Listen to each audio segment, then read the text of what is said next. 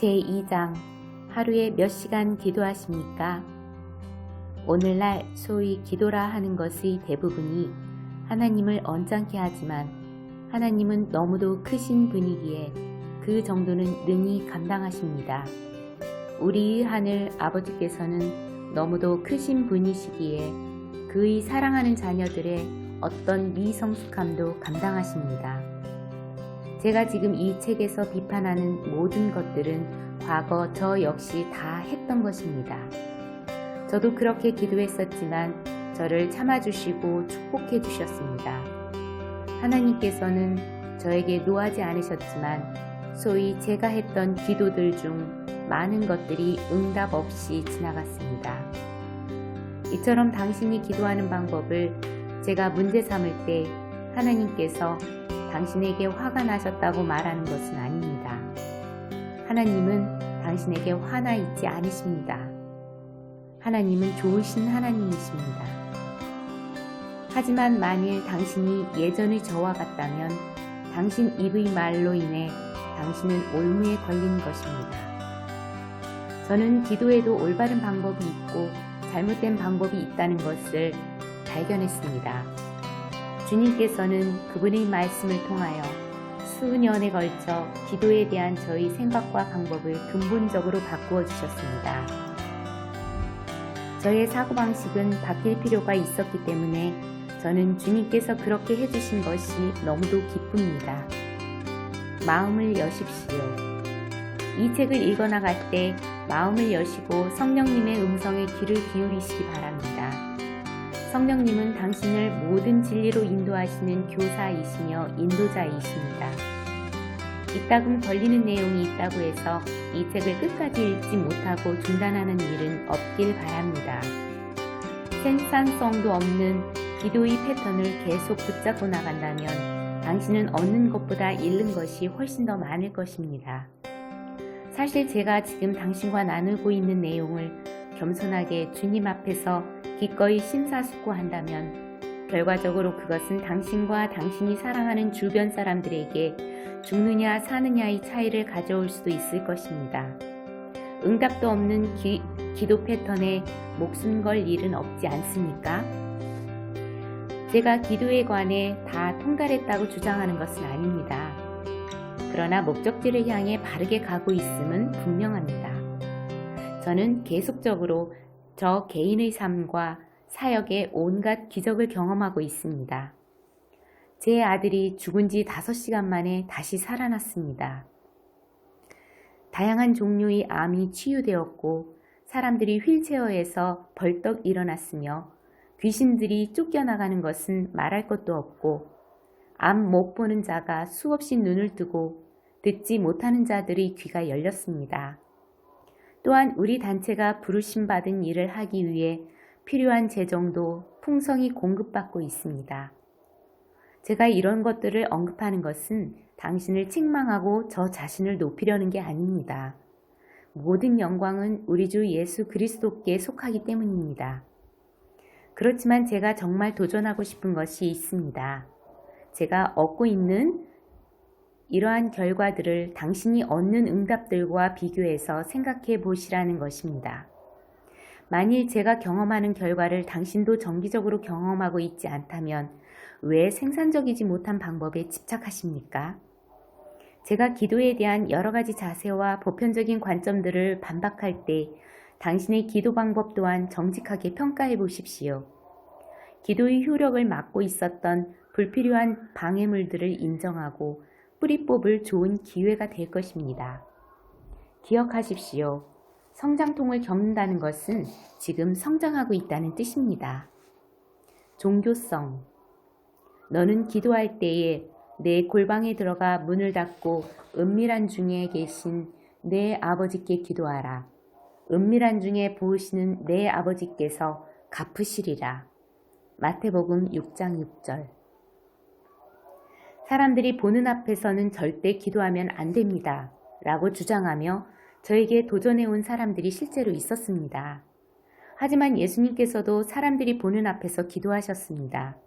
이 구절과 같은 내용인 누가복음 11장 1절을 보면 그리스도께서 사람들 앞에서 기도하시는 것을 보고 제자들이 이런 요청을 하게 된 것입니다. 주여, 우리에게도 기도를 가르쳐 주옵소서. 만일 주께서 아무도 자기 기도를 듣지 못하게 항상 은밀히 기도하라는 뜻으로 말씀하셨다면 주님께서도 사람들 앞에서 기도하셨기 때문에 자기 자신의 가르침을 어기신 것이 됩니다. 그러나 여기 마태복음 6장 5절부터 6절에서 예수님이 하시는 말씀은 이것입니다. 외식하는 자들처럼 기도할 때 사람들이 관심과 인정을 받으려고 하지 말라. 집회를 하기 위해 여러 교회들을 다니다 보니 저는 온갖 종류의 대표 기도를 들어보았습니다. 사람들은 그것이 더 영적이라고 생각해서인지 몰라도 문어체와 고어로 기도합니다. 저도 고어를 사용하는 킹 제임스 번역을 가장 좋아하지만 진정으로 기도한답시고 그런 식으로 하나님께 말하고 싶지 않다는 뜻입니다. 평소 때는 그런 말투로 하지 않다가 기도할 때만 되면 꼭 고어체로 말하는 사람들을 많이 만났습니다. 그들은 종교적인 말투로 바꿔 톤을 달리하며 말합니다. 무엇 하여 주시옵시고 이렇게 하여 주실 줄 믿사옵나이다. 그건 위선적인 기도입니다. 진짜로 무거운 짐. 충격적인 얘기가 되겠지만 하느님께서는 우리의 기도의 대부분을 좋아하지 않으십니다. 저도 이것을 아주 힘들게 알게 되었습니다. 저희 신앙이 막 불붙었을 즈음 사람들은 저에게 하루 1시간은 기도해야 한다고 말했습니다. 저는 이렇게 생각했습니다. 하루 1시간이 좋은 거라면 2시간이나 3시간은 훨씬 더 좋겠는데? 그래서 저는 매일 1시간에서 3시간 동안 기도하는 것을 훈련하였습니다. 수년 동안 아침 7시 정각에 기도를 시작하는 규격화된 기도 시간을 지켰습니다. 매일 일정 시간을 기도로 보내려는 노력은 저를 크게 괴롭혔습니다. 그렇게 기도는 했지만 결국 좋은 결과를 가져다 주는 것 같지는 않았습니다. 수많은 사람들이 다들 이렇게 시작했다가 포기하기를 여러 번 반복하였을 것입니다. 저의 경우는 그렇게 기도했을 때 한 번도 기도가 술술 풀리는 경험을 하지 못했습니다. 마음을 다하여 진정으로 하나님을 사랑하는 많은 사람들이 그렇게 규정된 방식으로 기도하는 게 힘들다는 것을 발견합니다. 한때는 생동감 넘치던 주님과의 관계가 답답해지고 기계적이 되며 생명이 없는 것 같이 되어버립니다. 매일 일정 시간을 정해놓고 기도해야 한다고 사람들이 하는 말을 듣기는 했지만 그러한 경직된 모델은 하나님의 말씀에 전반적으로 일치하지 않습니다. 만약 당신도 이런 방법으로 기도하려고 노력하는 중이지만 한 번도 기도가 술술 풀리지 않았다면 그 이유는 성령님께서 그런 식의 기도를 단념하도록 인도하고 계시기 때문일지도 모릅니다. 이 방법이 저 자신을 훈련하는 데에는 도움이 되긴 했습니다. 그 시간에 제가 텔레비전을 보거나 저의 믿음에 해가 되는 일을 하면서 시간을 보내지는 않았으니까요. 그러나 전반적으로 이런 기도 시간은 정말이지 무거운 짐과 같았습니다. 난 왜 이렇게 기도하는가? 처음 시작은 이랬습니다. 눈을 감고 기도를 시작하였는데 꽤 오랜 시간 기도한 것 같았습니다. 얼마나 기도한 것인지 궁금했습니다. 시계를 보니 겨우 5분밖에 안 되었습니다. 겨우 5분이라니요. 적어도 30분 정도는 지난 줄 알았습니다. 기도하는 동안 실망감이 들었습니다. 하나님, 기도 시간 1시간이 왜 이리 안 가는 겁니까? 말씀을 공부하고 하나님을 찬양할 때는 주님의 임재가 느껴졌으며 매일매일 놀라운 일들이 일어나곤 했습니다. 그러다가는 이 기도할 시간이 오는 것이죠. 결국 어느 날 기도하는 시간 오전 7시가 다가오자 6시 45분경 제가 하나님께 속마음을 털어놓았습니다. 하나님, 나쁜 뜻으로 말씀드리는 것은 아니에요. 정말 저는 주님을 사랑합니다. 하나님이 싫은 것은 절대 아닙니다. 그런데 이 기도 시간이 너무 싫어요. 정말 싫습니다. 하루 중 이 시간처럼 안 가는 시간도 없어요. 불평하는 게 아니라 진심을 털어놓는 겁니다. 6시 30분부터 이 기도 시간이 무서워요. 그러자 곧 주님께서 저의 마음에 말씀하셨습니다. 나는 6시부터 그 시간이 오는 게 무섭다. 나도 그 시간을 도저히 견딜 수가 없구나. 그리고 마침내 제 머리가 깨달았습니다. 하나님도 싫어하시고 나도 싫어한다면 왜 이걸 해야 되나?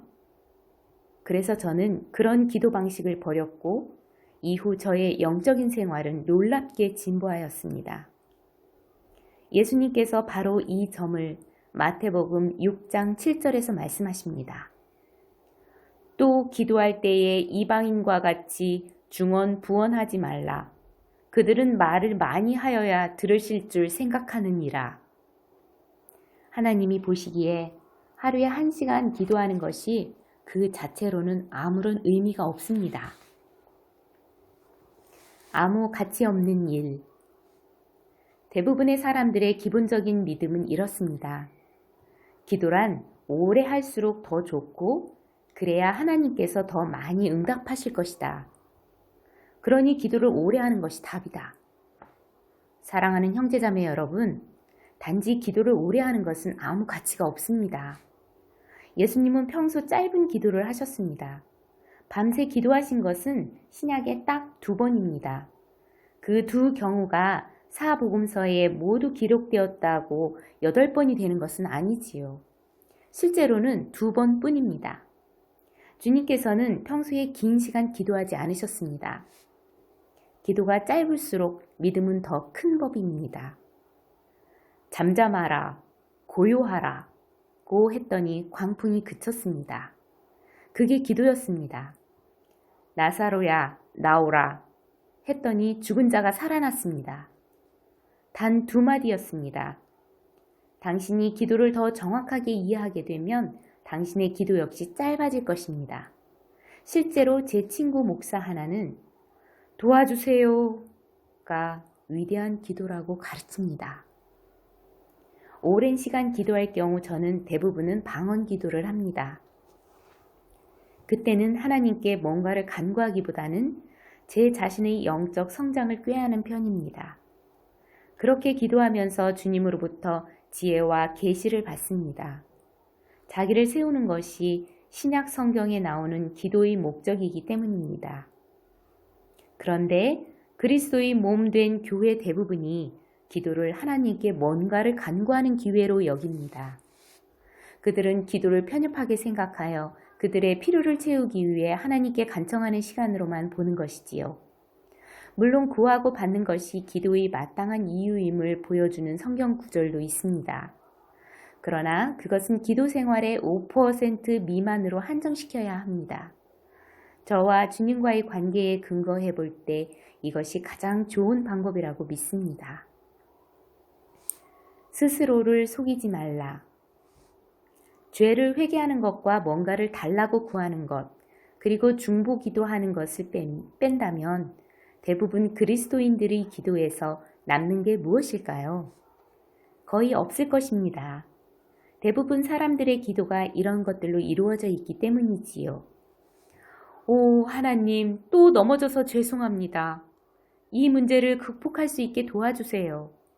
하나님, 이 병을 고쳐주옵소서. 필요를 채워주시옵소서. 그리고 남들보다 영적인 사람들로 보이고자 여기에 중보기도를 더합니다.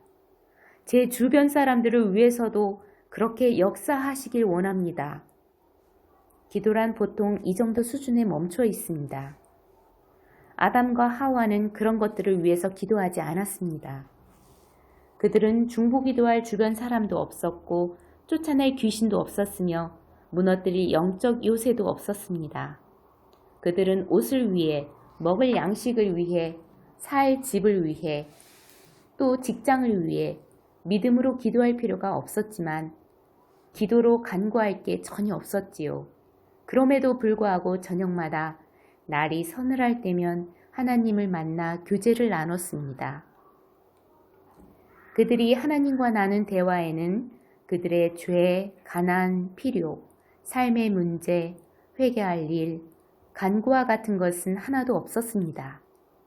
하지만 그들은 하루도 빠지지 않고 매일 기도, 하나님과의 교제를 했습니다.